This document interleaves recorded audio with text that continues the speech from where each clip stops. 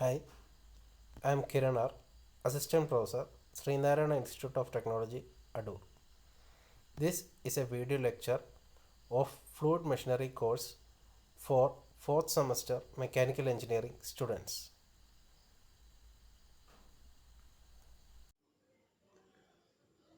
Hi, ഇന്ന് നമ്മൾ fluid മെഷീൻസിൻ്റെ ഏറ്റവും last module centrifugal compressors start ചെയ്യുകയാണ്. ഫ്ലൂയിഡ് മെഷീനറിക്കകത്ത് ഏറ്റവും ലാസ്റ്റ് രണ്ട് മൊഡ്യൂൾ എന്ന് പറഞ്ഞു കഴിഞ്ഞാൽ കംപ്രസേഴ്സാണ്. കഴിഞ്ഞ വീഡിയോ ലെക്ചേഴ്സിനകത്ത് നമ്മൾ റെസിപ്രോക്കേറ്റിംഗ് കംപ്രസറാണ് പഠിച്ചത്. ലാസ്റ്റ് മൊഡ്യൂളിനകത്ത് നമ്മൾ നോക്കാൻ പോകുന്നത് സെൻട്രിഫ്യൂഗൽ കംപ്രസേഴ്സാണ്. അപ്പോൾ നമ്മൾ കംപ്രസേഴ്സിനെ ഡിറൈവ് ചെയ്തേക്കുന്നത് അല്ലെങ്കിൽ ഡിഫൈൻ ചെയ്തേക്കുന്നത് കംപ്രസേഴ്സ് എന്ന് പറഞ്ഞു കഴിഞ്ഞാൽ പ്രൈമറിലി അത് വർക്ക് ചെയ്യുന്നത് പമ്പിൻ്റെ അതേ ഫങ്ഷൻ തന്നെയാണ്. അതായത് ഫ്ലൂയിഡിൻ്റെ പ്രഷർ എനർജി ഇൻക്രീസ് ചെയ്യുക എന്നുള്ളതാണ് പമ്പ് അല്ലെങ്കിൽ കംപ്രസറിൻ്റെ ബേസിക് ആയിട്ടുള്ള ഫങ്ഷൻ എന്ന് പറഞ്ഞു കഴിഞ്ഞാൽ. പക്ഷേ കംപ്രസർ വരുമ്പോഴേക്ക് നമ്മുടെ വർക്കിംഗ് ഫ്ലൂയിഡ് ഗേഷ്യസ് സ്റ്റേറ്റ് ആണെങ്കിൽ അതിനെ കംപ്രസർ എന്ന് വിളിക്കുന്നു. വർക്കിംഗ് ലിക്വിഡ് ആണെങ്കിൽ അതിനെ പമ്പ് എന്ന് വിളിക്കുന്നു. കംപ്രസേഴ്സ് നമുക്ക് രണ്ട് ടൈപ്പ് മെയിനായിട്ട് നമ്മൾ പറഞ്ഞായിരുന്നു. ഡൈനാമിക് ആക്ഷൻ ടൈപ്പും പോസിറ്റീവ് ഡിസ്പ്ലേസ്മെൻറ്റ് ടൈപ്പും. പോസിറ്റീവ് ഡിസ്പ്ലേസ്മെൻറ്റ് ടൈപ്പിനകത്താണ് നമ്മൾ റെസിപ്രോക്കേറ്റിംഗ് കംപ്രസർ പഠിച്ചത്. ഡൈനാമിക് ആക്ഷൻ ടൈപ്പിനകത്ത് വരുന്നതാണ് സെൻട്രിഫ്യൂഗൽ കംപ്രസർ എന്ന് പറഞ്ഞത്. ഡൈനാമിക് ആക്ഷൻ ടൈപ്പിനകത്താണ് സെൻട്രിഫ്യൂഗൽ കംപ്രസർ പറയുക എന്ന് പറഞ്ഞു കഴിഞ്ഞാൽ ഇതിനകത്ത് ഒരു കണ്ടിന്യൂസ് മോഷൻ ഓഫ് എയർ അല്ലെങ്കിൽ ഗ്യാസ് ആണ് നമ്മൾ യൂസ് ചെയ്യുന്നത്. അപ്പം റെസിപ്രോക്കേറ്റിംഗ് കംപ്രസർ ആണ് നമ്മൾ എടുക്കുന്നതെങ്കിൽ അതിനകത്ത് ആദ്യം എയറിനെ ട്രാപ്പ് ചെയ്യുന്നു. ആ ട്രാപ്പ് ചെയ്യുന്ന എയറിനെ പിന്നെ പിസ്റ്റൺ പുഷ് ചെയ്ത് പുറത്തോട്ട് ഡെലിവർ ചെയ്യുന്നു. അപ്പം അവിടെ ഒരു കണ്ടിന്യൂസ് ഫ്ലോ ഓഫ് എയർ അല്ല. സെൻട്രിഫ്യൂഗൽ കംപ്രസറിനകത്ത് കണ്ടിന്യൂസ് മോഷൻ ഓഫ് എയർ ആണ് നടക്കുന്നത്.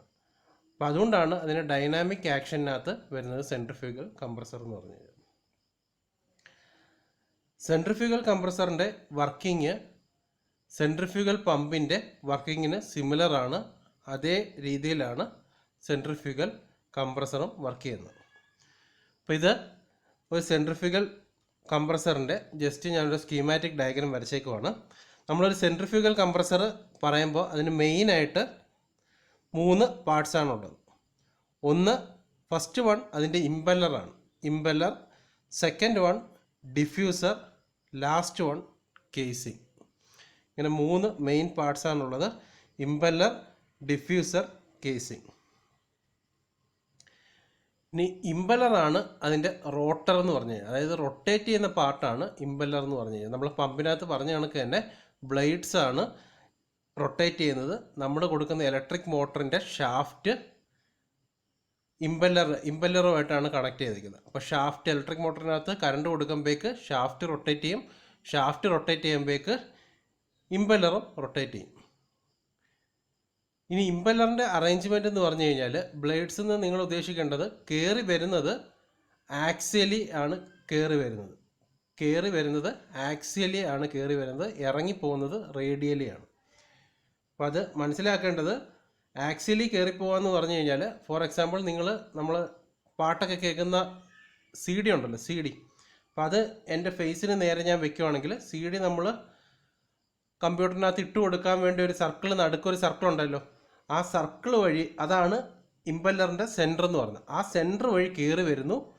എന്നിട്ട് CD കൂടെ കയറി CD-യുടെ ഔട്ടർ പെരിമീറ്റർ വഴി പുറത്തോട്ട് ഇറങ്ങുന്നു. ഔട്ടർ പെരിമീറ്റർ വഴി പുറത്തോട്ട് ഇറങ്ങുക എന്ന് പറഞ്ഞു കഴിഞ്ഞാൽ ആ ഔട്ടർ സർക്കിളിൻ്റെ സർഫസിൽ കൂടെ പുറത്തോട്ട് ഇറങ്ങുന്നു, റേഡിയലി ഇറങ്ങുന്നു. അപ്പം അങ്ങനെയാണ് ഇമ്പല്ലറും ഇരിക്കുന്നത്. ഇമ്പല്ലറിൻ്റെയും സെൻറ്ററിൽ കൂടെ കയറി ബ്ലേഡ് വഴി പാസ് ചെയ്തിട്ട് ഔട്ടർ റേഡിയലി മീൻസ് അവസാനം സർക്കുലറായിട്ട് പുറത്തോട്ട് ഇറങ്ങുവാണ്. റേഡിയലി പുറത്തോട്ട് ഇറങ്ങുന്നു. അപ്പോൾ ഈ കേസിനകത്ത് ഇതാണ് ഐ ഓഫ് ഇമ്പല്ലർ എന്ന് പറയുന്നത്. ഐ ഓഫ് ഇമ്പല്ലർ എന്ന് പറഞ്ഞു കഴിഞ്ഞാൽ നമ്മൾ ആദ്യം ഷാഫ്റ്റ് റൊട്ടേറ്റ് ചെയ്യുമ്പോഴേക്ക് ഇമ്പല്ലർ റൊട്ടേറ്റ് ചെയ്യും. ഇമ്പല്ലർ റൊട്ടേറ്റ് ചെയ്യുമ്പോഴേക്ക് ഇമ്പല്ലറിൻ്റെ സെൻറ്ററിൽ ഒരു നെഗറ്റീവ് പ്രഷർ ക്രിയേറ്റ് ചെയ്യും. ആ സെൻറ്ററിലോട്ടാണ് പുറത്തുള്ള എയർ അകത്തോട്ട് സക്ക് ചെയ്യുന്നത്. അപ്പോൾ ആ റീജിയനെയാണ് ഐ ഓഫ് ഇമ്പല്ലർ എന്ന് പറയുന്നത്.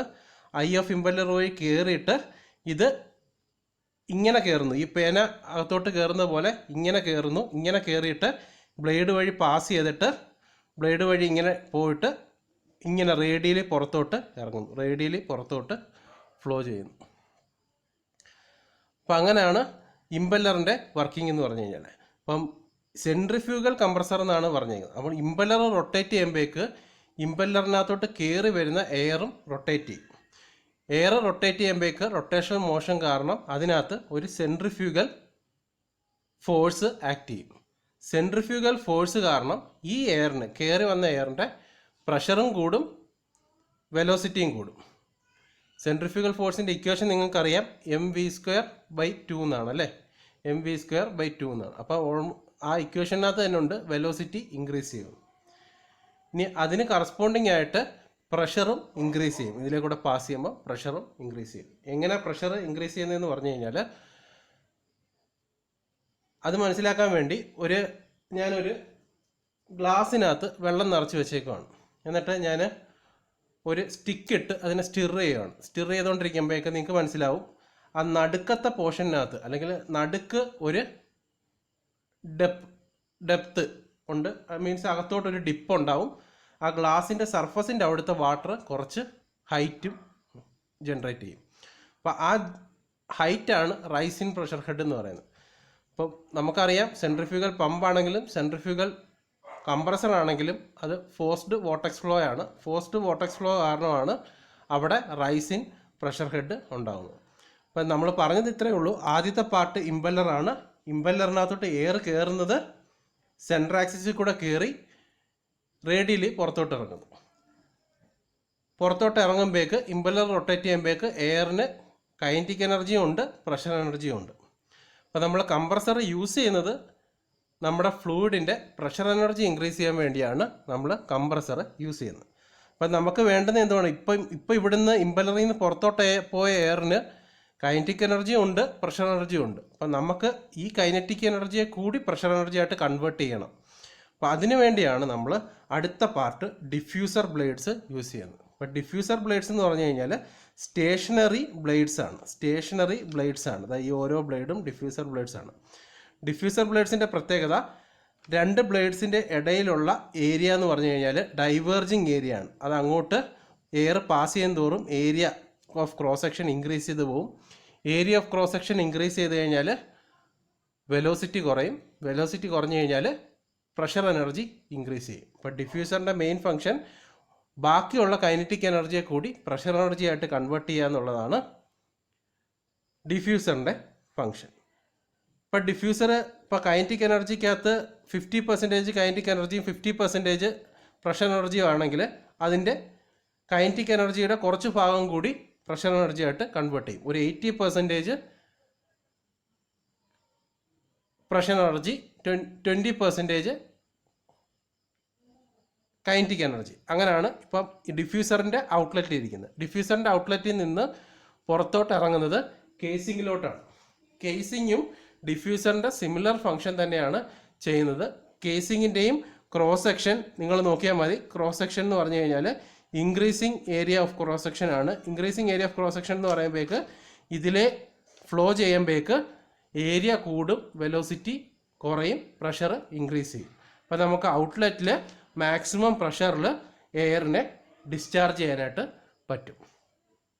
അപ്പോൾ ഇതാണ് സിമ്പിളായിട്ട് ഒരു സെൻട്രിഫ്യൂഗൽ കംപ്രസറിൻ്റെ വർക്കിംഗ് എന്ന് പറഞ്ഞു കഴിഞ്ഞാൽ. ഇനി നമ്മൾ ഇതിൻ്റെ സെൻട്രിഫ്യൂഗൽ കംപ്രസറിൻ്റെ ബ്ലേഡ്സ് 3 ടൈപ്പ്, അല്ലെങ്കിൽ ഇമ്പല്ലറിൻ്റെ ബ്ലേഡ്സ് 3 ടൈപ്പ് ബ്ലേഡ്സ് ഉണ്ട്. അപ്പം അതിനു മുമ്പ് നമുക്ക് വേണമെങ്കിൽ ഈ ചാർട്ട് അല്ലെങ്കിൽ ഈ പ്രഷറിൻ്റെ ഫ്ലോ ഡയഗ്രമാറ്റിക്കലി ഒന്ന് നോക്കാം. ഇത് ജസ്റ്റ് ഒരു സ്കീമാറ്റിക് ഡയഗ്രമാണ്. എക്സ് ആക്സിസിനകത്ത് ഞാൻ ടോപ്പ് സെക്ഷനകത്ത് പ്രഷർ വൈ ആക്സിസിനകത്ത് ആദ്യത്തെ സെക്ഷൻ, ഇത് ഫസ്റ്റ് സെക്ഷൻ, ഇത് സെക്കൻഡ് പാർട്ട്. ഫസ്റ്റ് പാർട്ടിനകത്ത് ഞാൻ പ്രഷർ നോട്ട് ചെയ്യുന്നു. സെക്കൻഡ് വൈ ആക്സിസിനകത്ത് വെലോസിറ്റി നോട്ട് ചെയ്യുന്നു. ഈ താഴത്തെ എക്സ് ആക്സിസ് എന്ന് പറഞ്ഞു കഴിഞ്ഞാൽ പൊസിഷനാണ് എയറിൻ്റെ പൊസിഷനാണ്.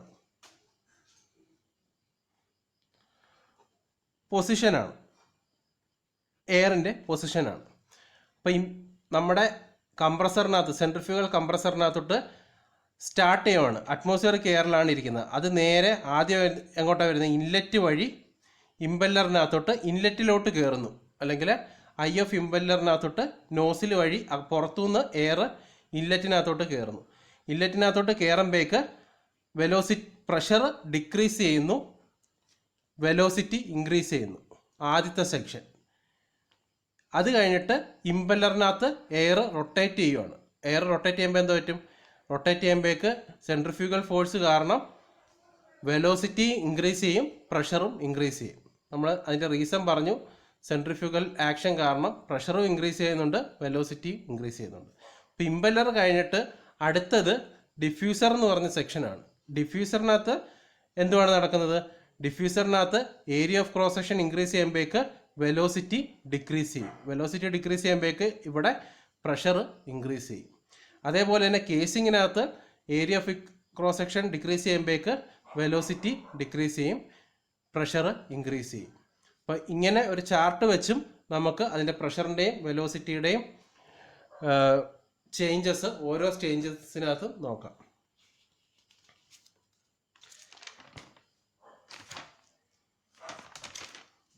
അടുത്ത ക്ലാസ്സിനകത്ത് നമുക്ക് work done of centrifugal compressor start ചെയ്യാം. Thank U.